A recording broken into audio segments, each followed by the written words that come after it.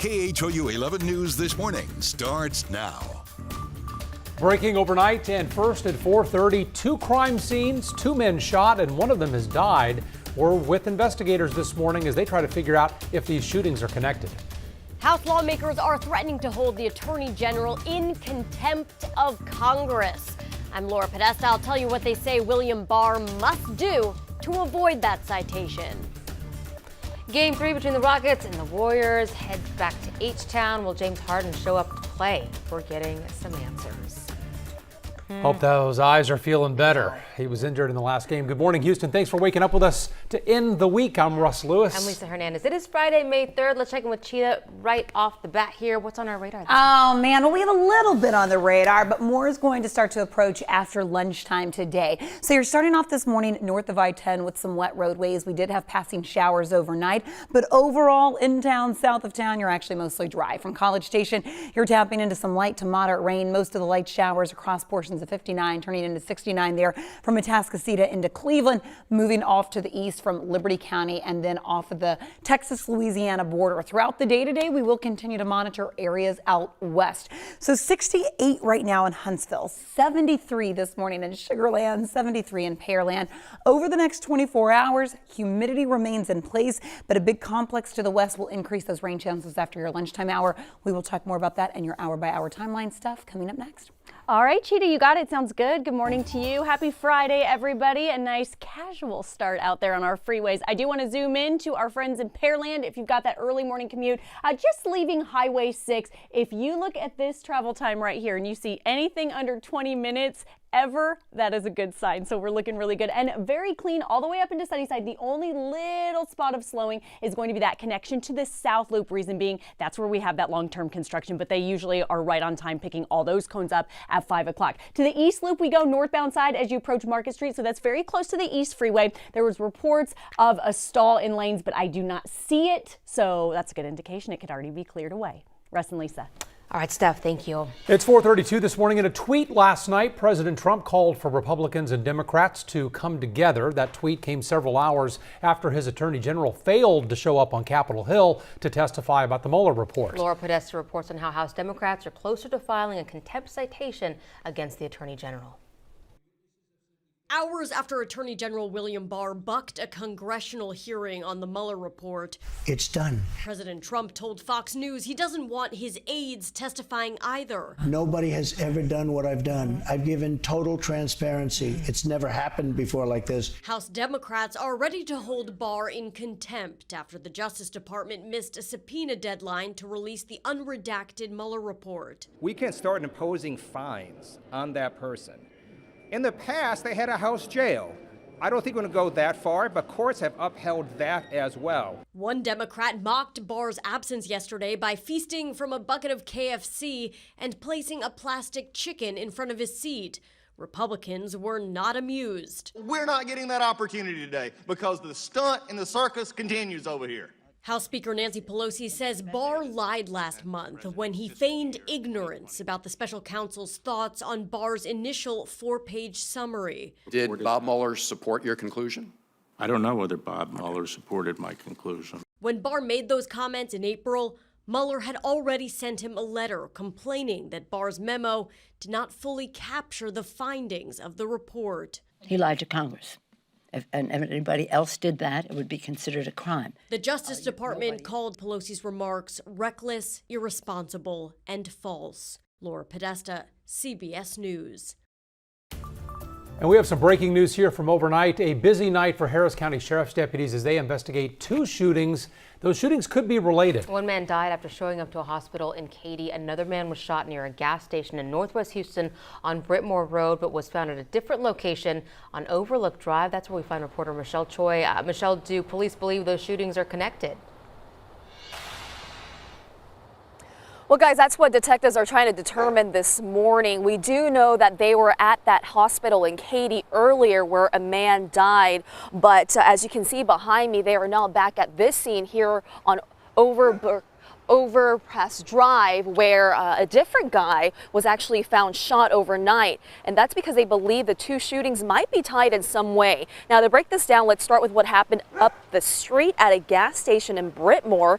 from here. Harris County deputies say that's where the shooting actually happened, and they recovered a pistol at that spot, but found the victim shot here in this neighborhood we're at right now. They say the guy had driven himself here, and his girlfriend called 911. Now, he was taken to Bentalb Hospital by ambulance. Now, miles away at a hospital in Katy, a man who was shot in the head shows up at the ER for help. Deputies say he was inside a black Dodge pickup truck. We're not sure if he drove himself there or if he was dropped off, but he died at that hospital. Now, again, guys, investigators are working to determine to see if these two shootings might be related in some way. At this point, we have no info on suspects or how these two men were shot and what exactly happened. That is something investigators are working on this morning. We'll, of course, update you as soon as we learn more. Guys, back to you. All right, Michelle Choi, thank you. It is 4:36 now. Baltimore needs a new mayor this morning because Catherine Pugh has resigned. Federal agents raided her home and office recently. Turns out the mayor sold $800,000 of her children's books to companies that eventually landed city contracts. In her resignation letter, Pugh apologized for damaging Baltimore's reputation. A grand jury has indicted a local priest for indecency with a child. Manuel La Rosa Lopez is accused of sexually assaulting 2 children while he was a priest at Sacred Heart Catholic Church in Conroe. Police arrested him last year for those accusations from the late 90s and early 2000s. 2 more people have come forward with similar stories since that arrest. La Rosa Lopez is due back in court on May 13th. A suspect in the Tony Busby home burglary case is due back in court this morning. The mayoral candidate says 2 suspects stole nearly $5 million worth of paintings, watches, computers, guns, and his Texas A&M ring. They were caught after one tried selling one of Busby's watches. But Busby says he now just wants quick justice. We don't have enough people. We don't have enough police officers. This kind of thing happens day after day after day. That home burglary happened back in February at Busby's River Oaks home. He says he's hoping to recover some of the items stolen. In Katy, parents are concerned about the possible theft of thousands of dollars that involves a PTA at King Elementary. That missing money was discovered after a fundraiser. Parents hope the stolen money is paid back. Katy ISD police did open an investigation. It has since been suspended, but they haven't said why. We'll bring you updates as we learn more. Happening today, Houston's mayor will provide an update on negotiations with Houston firefighters over implementing their pay raise. Last night, he hinted, though, it's not going well. But I would tell you that the city went beyond what we had put on the table. It's unfortunate that it was not accepted. And I'll explain it to you. Last year, voters approved Prop B, which is a nearly 30% pay raise for the firefighters. The union wants it faster than the city says it can afford to do it. 220 firefighters and other city workers have already received notices that they will be laid off in 60 days. Bregman, high fly ball to left field. Rosario back. He's at the track. He's looking up. Bregman has hit a home run. That is home run number 6 this year for Alex Bregman, but it was not nearly enough. The Stros lost to the Twins 8-2. I think it's time to get out of Minnesota, don't you think? The Astros are moving on now to Monterrey, Mexico for a couple of games against the Angels. First pitch on that first game is tomorrow evening at 6:10 Houston time. Step back, 3, good. I don't know about you, but I don't want to see any more of these Game 2 highlights of Rockets Warriors. Warriors leading it 2-0 in that series, but you know what? Houston is coming home. Game 3 is here at Toyota Center tomorrow night. The big question is, will James Harden play with an eye injury? I mean, if I play barely seeing last game, what makes you think I'm going to sit out Game 3? I went to go see the doctor yesterday when we landed. He said I'll be good. All right, so will the Rockets bounce back? We'll find out tomorrow night. Tip-off is at 7:30. All right, nothing like a little home cooking, right? Get back to Houston and...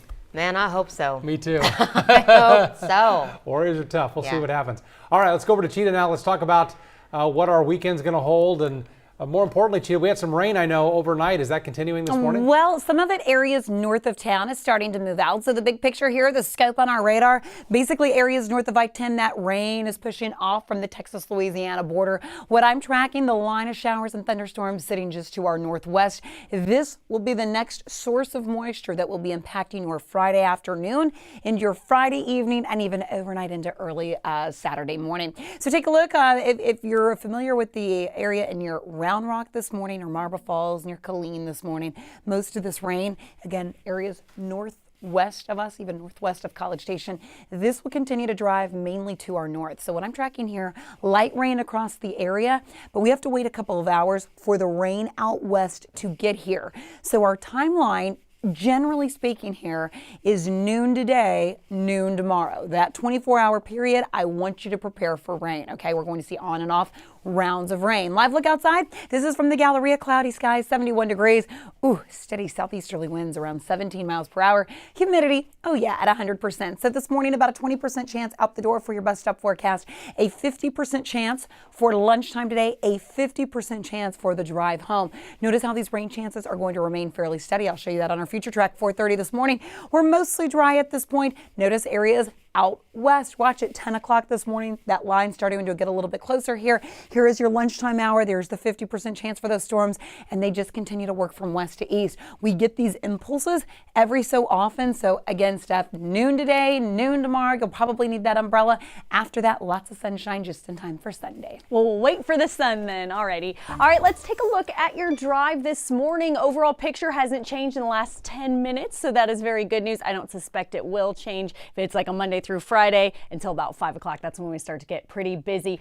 Taking a look at your drive out of Katy through the energy corridor, you've got a nice solid green line going inbound, and as we go just east of the West Loop and head into downtown, 56 miles per hour is going to be your speed there. Generally, we see a lot of crashes and incidents reported at Taylor, which is going to be right there. Nothing you need to worry about right now. Travel times elsewhere. Here's your drive out of Jacinto City if you're heading up towards Crosby. That's a good look for you. And then here's your drive on the East Freeway as you head into Channelview, looking just as nice and clean in Pasadena and Deer Park. Russ and Lisa. All right, we'll take that. Thanks, Steph. It's 4:42 on your Friday morning. So how much do you think you know about Houston's restaurants? Well, this morning we have the top 3 food trends that are taking over the city. Several high-profile people have been permanently banned from Facebook and Instagram. We'll tell you why, and we want your take.